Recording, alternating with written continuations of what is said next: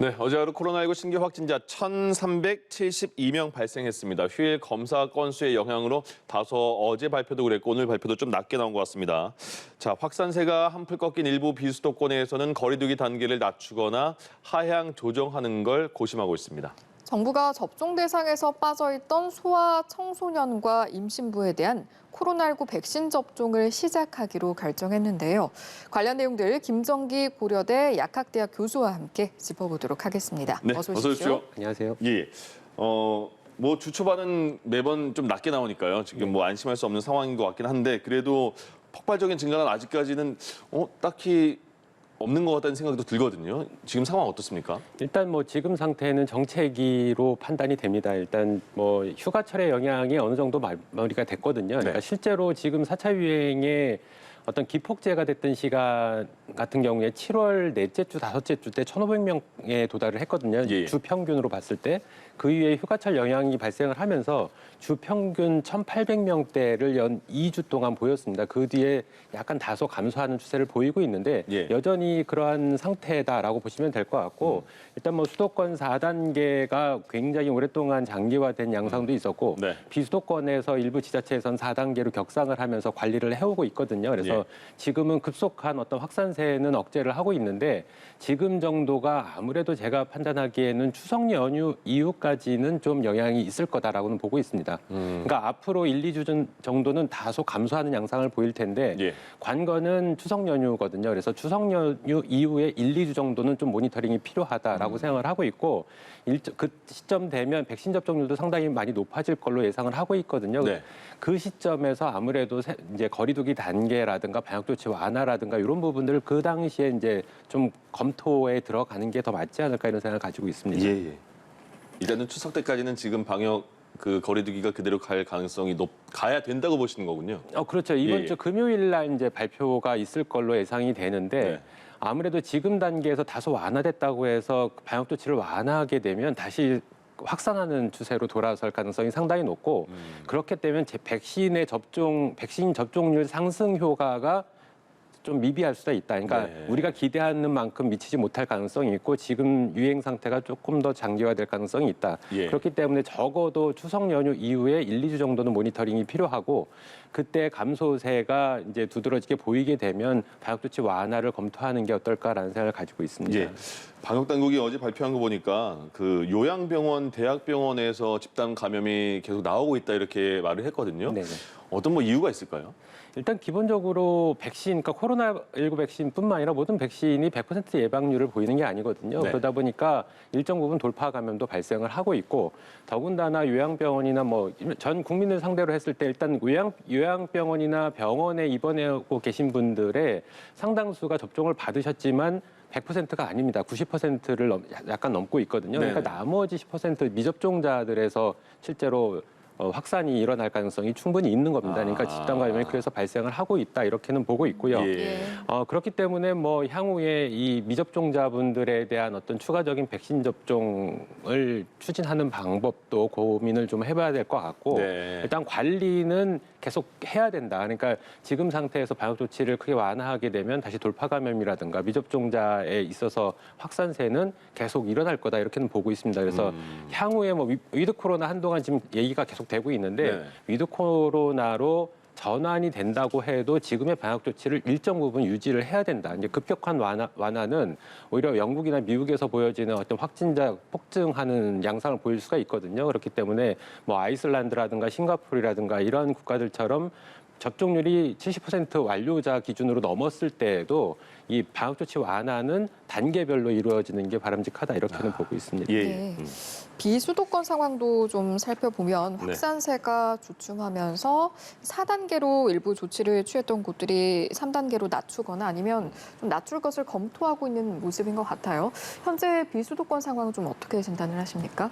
말씀하신 것처럼 최근에 뭐 4차 유행이 진행이 되면서 실제로 비수도권에서 환자가 폭증했던 대표적인 지역이 부산, 대전, 제주 정도를 뽑을 수 있고 일부 강원도 지역도 뽑을 수가 있거든요. 그런데 비교적 수도권에 비해서는 짧은 기간 내에 좀 진정세를 보이고 있는 양상입니다. 그래서 일부 말씀하신 것처럼 일부 지자체에서 뭐 충주, 괴산, 창원, 김해 이런 그 수도권 지자체에서는 3단계로 전환을 했고요. 네. 그리고 뭐 말씀드렸던 부산이나 대전이나 제주도 3단계로 하향 조정을 검토를 하고 있거든요. 그래서 상황을 보면서 일단은 아직 충분히 완정세가 아니기 때문에 조심스럽게 접근하는 게 맞다라고 생각을 하고 있고 예. 가장 중요한 부분이 인구수도 인구수지만 인구 밀집도를 조금 봐야 됩니다. 그래서 수도권 같은 경우에는 4단계를 오랜 기간 동안 적용하면서도 큰 폭의 감소세를 못 보이고 있는 대표적인 이유가 네. 밀집도가 높아서 그렇습니다. 예. 인구도 많지만 그래서 이런 부분들을 종합적으로 검토해서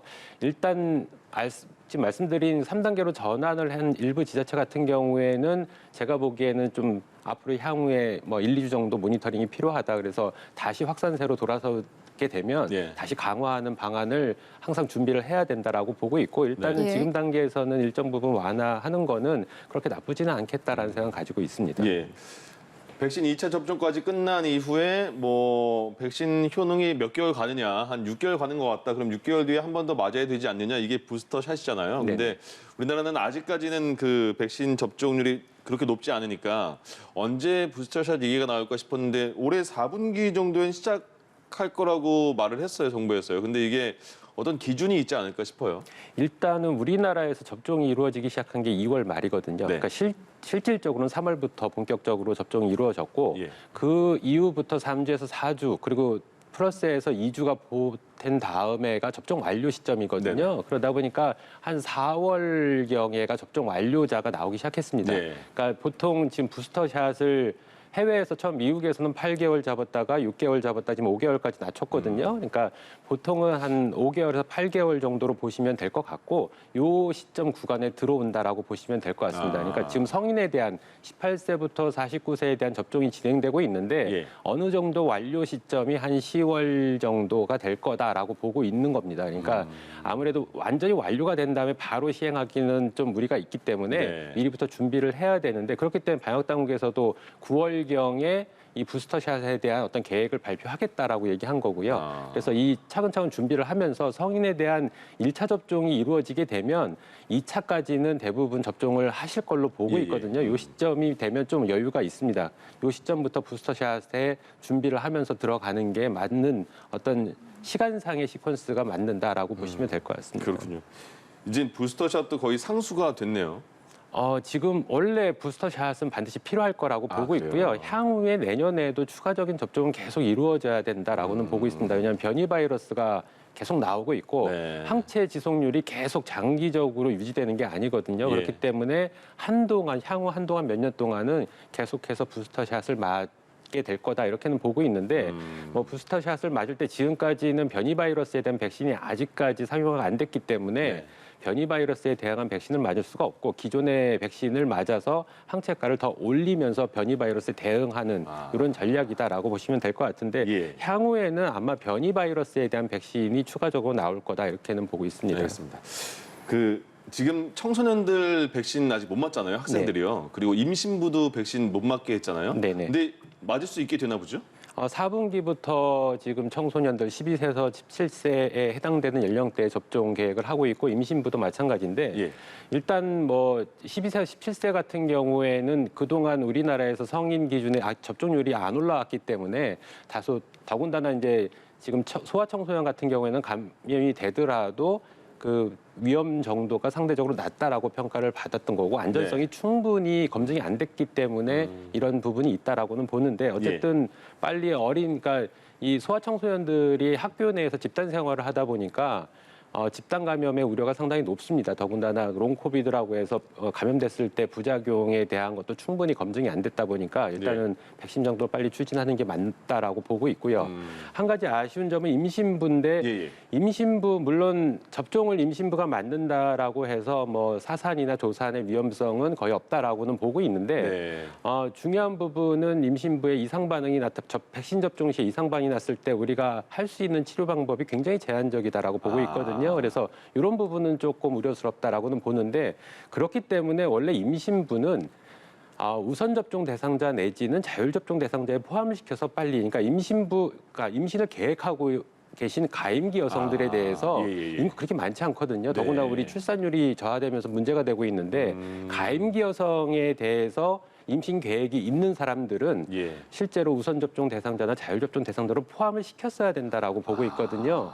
그래서 완전히 백신 접종이 완료된 다음에 임신을 하는 게 보다 더 안전하다 이렇게는 보고 있습니다. 그래서 이런 부분은 참 아쉬운 부분 중에 하나다라고는 생각을 하고 있습니다.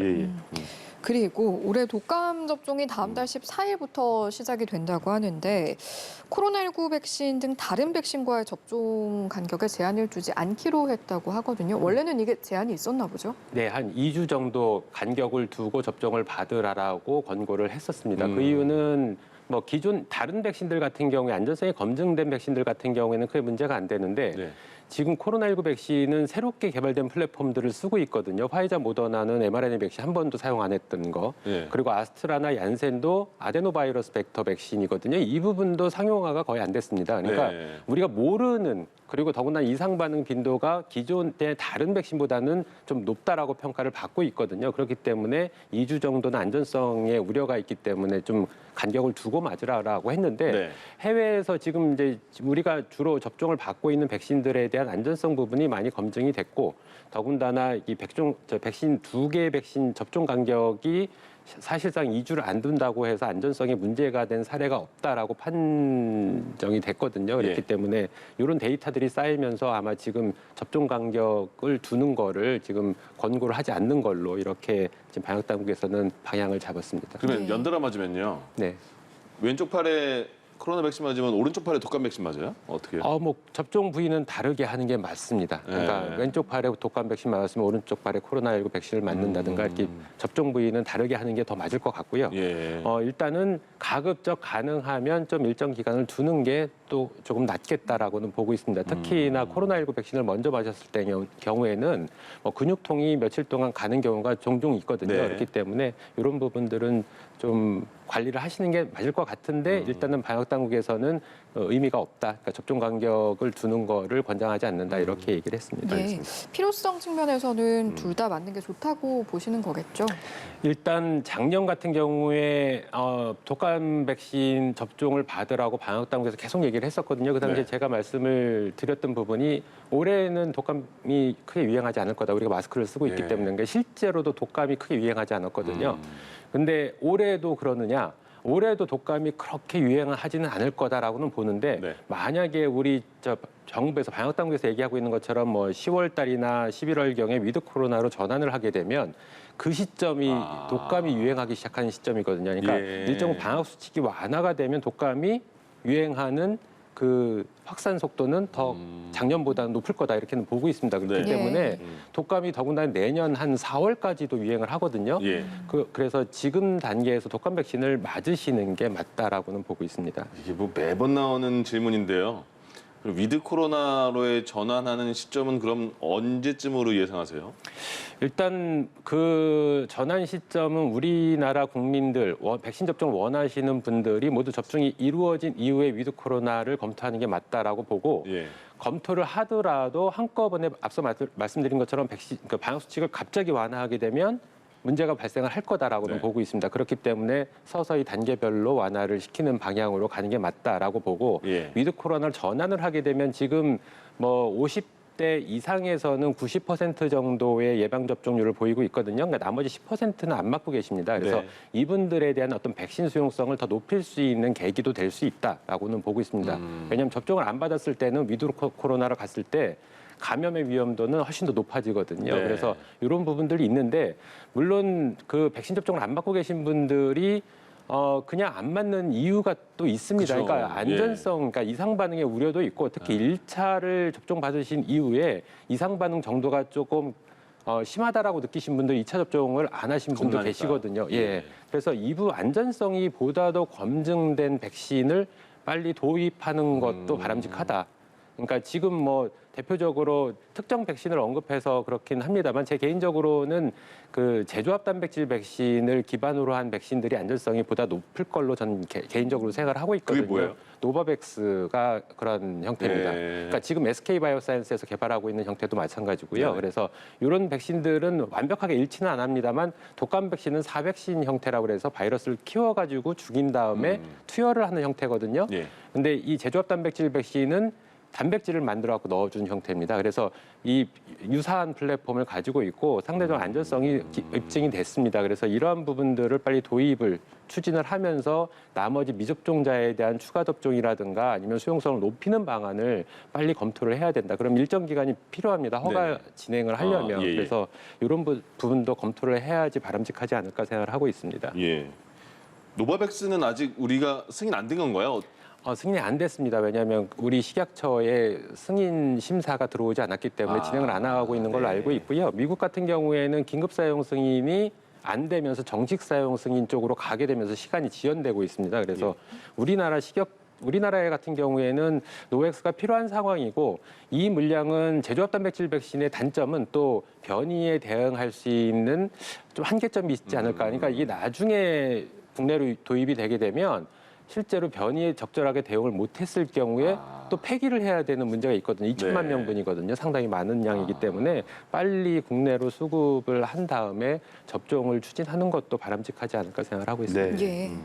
그리고 18세에서 49세 백신 접종이 시작이 되면서 잔여 백신이 지금 남아돌고 있는 상황이라고 하는데 한때는 없어서 못 구할 정도로 그렇죠. 굉장히 많은 사람들이 찾았었는데 잔여 백신이 1차 접종에만 활용이 되는 상황입니까, 현재는? 현재는 1차 백신에만 접종에만 활용이 되고 있습니다. 그래서 이 부분도 1차 백신 접종 특히나 우리 앞서서 이제 우선 접종 대상자에서 실제로 신청을 하지 않으신 분들은 4분기로 넘어갔거든요. 네.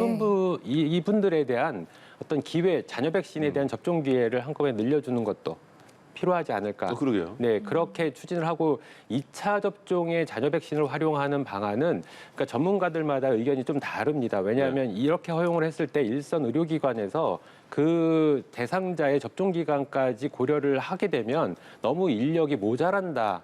그래서 이렇게 혼선이 발생을 하게 되면 오접종 사례가 늘어날 수 있다라고 우려를 하고 계시거든요. 예. 하지만 어쨌든 허용하는 범위로 가면 잔여 백신의 어떤 폐기 문제는 일정 부분 우리가 해결할 수 있지 않을까 생각을 하는데 네. 이 부분도 일부 전문가들은 잔여 백신은 어차피 폐기되는 거는 그냥 어쩔 수 없는 상황이다라고 하시는 분들도 계십니다. 그래요? 그래서 제가 보기에도 장단점이 다 있기 때문에 네. 일단 거시적으로는 포괄적으로 허용을 해주는 게 더 낫지 않을까라는 생각을 가지고 있습니다. 그러네요.